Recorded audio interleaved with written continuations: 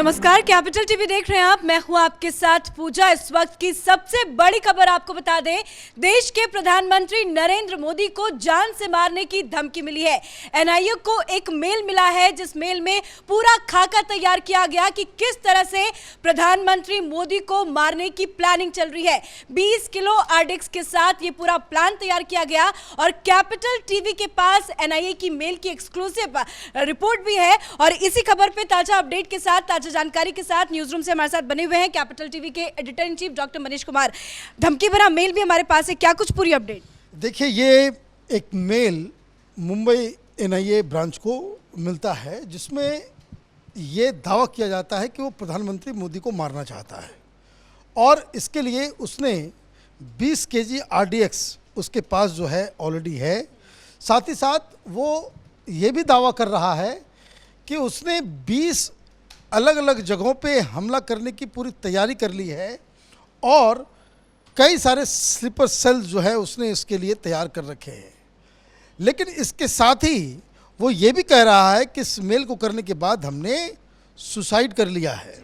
मतलब ये कि ये मेल जो एनआईए को आया है ये सनसनीखेज है। प्रधानमंत्री मोदी की जान की तो छोड़ दीजिए, उनके ऊपर उनकी सिक्योरिटी को लेकर के ज़रा सी भी चूक वो हिंदुस्तान के लिए एक खौफनाक खबर है। अब ये कोई पहली बार प्रधानमंत्री को मारने या उनकी हत्या करने की साजिश नहीं है।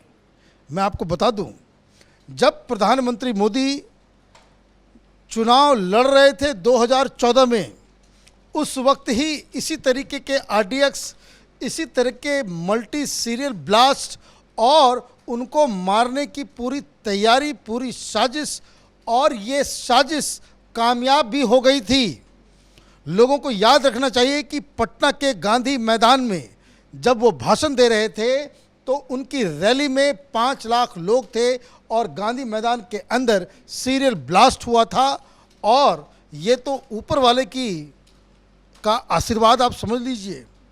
भोलेनाथ ने ऐसा कुछ कर दिया कि जिस स्टेज पे वो सारे तमाम बीजेपी के लीडर्स थे, उसके नीचे बॉम्ब मिला, वो एक्टिवेट ही नहीं हो पाया।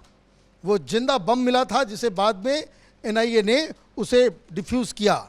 लेकिन जिस हिसाब से उस दिन पटना के रेलवे स्टेशन में और जो तमाम लोग इसमें जो शामिल थे, तो एक टेररिस्ट ऑर्गेनाइजेशन, जिहादी ऑर्गेनाइजेशन का ये उसमें उसका रोल आया था। दूसरी बार इस प्रधानमंत्री मोदी को मारने की जो खबर आई कि भाई उनके लिए तैयारी की जा रही है, वो तब हुआ जब अर्बन नक्सल्स उनके ऊपर कार्रवाई हुई। ये कोरेगांव के, भीमा कोरेगांव के केस में जब एनआईए तहकीकात कर रही थी तो जेएनयू के बाहर मुनिरका में एक रोना विल्सन नाम के टेररिस्ट, जो नक्सली, जो माओइस्ट है, उसके ईमेल से वो पूरा प्लान मिला कि किस तरीके से वो वहाँ पे सारे जो अर्बन नक्सल्स हैं वो प्रधानमंत्री मोदी को ख़त्म करने के लिए प्लान कर रहे हैं। उसका केस, उसकी तहकीकात चल रही है। अब ये तीसरा मौका आया है जब हिंदुस्तान की एजेंसियों को इस तरह की खबर मिली है कि जिसमें साफ साफ वो ईमेल बता रहा है कि ये एक प्लान है। अब इसकी जांच शुरू हो गई है, तमाम एजेंसियों को इस पे अलर्ट कर दिया गया है। प्लस ये भी कि ये कहाँ से भेजा गया, किसने भेजा, साइबर सेल को भी एक्टिवेट किया गया है। मतलब ये कि इस मेल को नॉन सीरियस तरीके से नहीं ट्रीट किया जा रहा है और ये खतरा प्रधानमंत्री के ऊपर ये तो शुरू से बना हुआ है। ये मैंने आपको 3 इस तरह की चीज़ें हमने बताई। अब सवाल ये है कि ये ईमेल किसने भेजा, कौन है वो, कितना ऑथेंटिक है, या कोई ऐसे होक्स तो नहीं है। तमाम तरह की चीज़ें हैं। लेकिन जो कुछ भी हो, प्रधानमंत्री मोदी को लेकर के इस तरह की बातें अगर कहीं से भी भनक भी लगती है तो उसकी थोरो तहकीकात होनी चाहिए। जी बिल्कुल, मेल में साफ साफ पीएम मोदी का नाम लिखा है, साथ ही बाकी डिटेल्स भी दी गई है कि 20 किलो आरडीएक्स और 20 स्लीपर सेल। कितना बड़ा हमला हो सकता था ये? देखिए, आरडीएक्स जो है वो बहुत खतरनाक विस्फोटक है, और आरडीएक्स का नाम जैसे ही अगर आप लेते हैं, आरडीएक्स और कहीं नहीं, सिर्फ और सिर्फ पाकिस्तान से पूरी दुनिया में जाता है। पाकिस्तान, हिंदुस्तान में आरडीएक्स नहीं होता, ये पाकिस्तान में होता। जिस तरह से आरडीएक्स का इस्तेमाल मुंबई धमाके में किया गया था, अब आरडीएक्स का इसमें जिक्र है, तो आप ये कह सकते हैं दावे के साथ कि इसका कनेक्शन पाकिस्तान से। बिल्कुल, ये खबरें सामने आ रही है। लेटेस्ट अपडेट आपको बता दें कि इस मेल का कनेक्शन आतंकी संगठन से बताया जा रहा है। देखिए, ये आतंकी संगठन, जिहादी ग्रुप जो पाकिस्तान स्पॉन्सर्ड है, वो ही, अगर मैं ये आज से नहीं, आरडीएक्स का नाम आया नहीं कि उसके पीछे पाकिस्तान, ये नॉर्मल प्रोसीजर का सिस्टम है। दुनिया में और कहीं से आरडीएक्स नहीं आता, हिंदुस्तान में ये सिर्फ और सिर्फ पाकिस्तान। अब इसके पीछे, अब इसको अगर हम थोड़ा सा एनालाइज करने की कोशिश करें तो कौन लोग थे जिन्होंने जहाँ पे जो 2014 के चुनाव से पहले पटना के अंदर इस तरह के काम को अंजाम दिया, जिहादी ग्रुप था। वहाँ क्या नाम आया, तो ऑब्वियसली पाकिस्तान। 10 लोग जो है उसमें पकड़े गए, उन लोगों को सज़ा भी दी गई। अब दूसरा वो रोना विल्सन का, नक्सलियों का।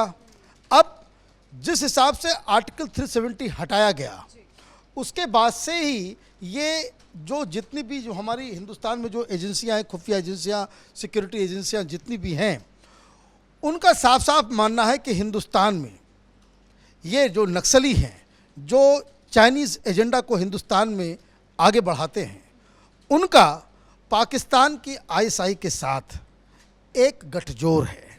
मतलब ये कि ये अगर साजिश है तो इसके पीछे चीन है, इसके पीछे पाकिस्तान है। पाकिस्तान में भी हिंदुस्तान में तबाही मचाने के लिए वहाँ पे K2 बेंच अलग है आईएसआई का, जो खालिस्तान और कश्मीर को लेकर के हिंदुस्तान में उपद्रव मचाना चाहता है।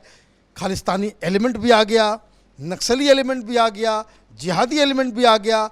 मतलब ये कि ये एक अपने आप में बता रहा है कि किस हिसाब से हिंदुस्तान के जो दुश्मन हैं उनकी आंखों का कांटा बन चुके हैं प्रधानमंत्री मोदी।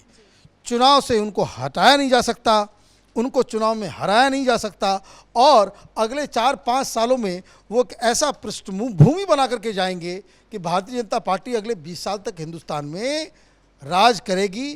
तो ये मसला एक इंटरनेशनल कॉन्स्पिरेसी का भी हो सकता है, ये मसला एक किसी होक्स का भी हो सकता है, क्योंकि अभी तो सिर्फ जानकारियाँ आई हैं।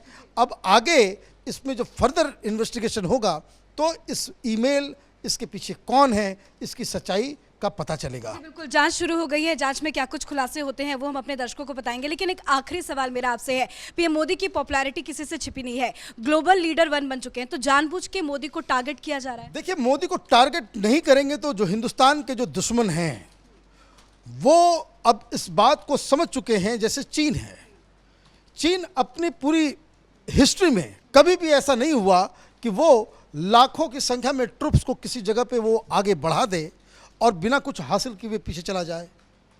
चीन पूरी दुनिया में सरकारों को पैसे दे करके, लीडरशिप को बाकायदा अपने साइड ले करके, उनको प्रलोभन दे करके, उनको घूस दिला करके वो अलग अलग राज्यों के, अलग अलग देशों के पॉलिसीज़ को निर्धारित करता है। हिंदुस्तान में ही जब यूपी की सरकार थी, ये तो कोई बियॉन्ड कोई एलिगेशन नहीं, ये तो बियॉन्ड प्रूफ है, इस बाकायदा साबित हो चुका है कि किस हिसाब से कांग्रेस पार्टी और सोनिया गांधी और गांधी परिवार के जो राजीव गांधी फाउंडेशन, वो चाइनीज़ सरकार से, चीन की जो कम्युनिस्ट पार्टी है, चाइना के जो एम्बेसी है, इन लोगों से पैसे लिया करते थे, और जो पॉलिसीज़ जो बनती थी सरकार की, उसमें चीन को सहूलियत दिया जाता था। अब प्रधानमंत्री मोदी आए हैं, वो न पैसा लेते हैं, न किसी को लेने देते हैं, और जब कभी भी बॉर्डर पे कुछ दिक्कत होता है, चीन के ऊपर डिजिटल स्ट्राइक कर देते हैं। तो चीन को दिक्कत ये है, चीन के साथ दिक्कत कि चीन को लग रहा है कि वो जब तक प्रधानमंत्री मोदी है तब तक यहाँ कोई मसला उनके फेवर में नहीं होने वाला। दूसरा जो खतरा है वो पाकिस्तान से है। पाकिस्तान को ये समझ में आ गया है कि आर्टिकल 370 हटा करके बिना एक खून का कतरा गिराए हुए पूरे की पूरी कश्मीर को, जो पाकिस्तान की फॉरेन पॉलिसी का केंद्र बिंदु है, वो मोदी ने हड़प लिया। उनके हिसाब से कि कोई अमन की आशा नहीं चल रही। यूपी की सरकार थी, सोनिया गांधी जब when she was calling the shots, तो पाकिस्तान से रिश्ते अच्छे होने के लिए बाकायदा अमन की आशा का कार्यक्रम चलता था। ये कांग्रेस पार्टी के लीडर्स पाकिस्तान की तारीफ करते थे, लाहौर में बैठे हुए रहते थे, वहाँ बिरयानी पार्टी चला करती थी। अब प्रधानमंत्री मोदी के आने से इन्होंने कह दिया भाई बातचीत भी नहीं करेंगे। नमक के लिए भी परेशान है पाकिस्तान। उनके पास जो है डे टू डे, आप देखिए तो जो भी कुछ दवाइयाँ नहीं है वहाँ पर, महंगाई है, तमाम तरह की प्रॉब्लम्स हो गई, तो वो एक दुश्मनी है। तीसरा इंटरनल प्रॉब्लम यह है हिंदुस्तान में, जो इंटरनल जो लोग हैं जो प्रधानमंत्री मोदी को हटाना चाहते हैं, उनके साथ दुविधा ये है कि वो चुनाव जीत नहीं रहे, तो वो नक्सलियों के साथ मिलकर के इस तरह के काम को अंजाम दे सकते हैं।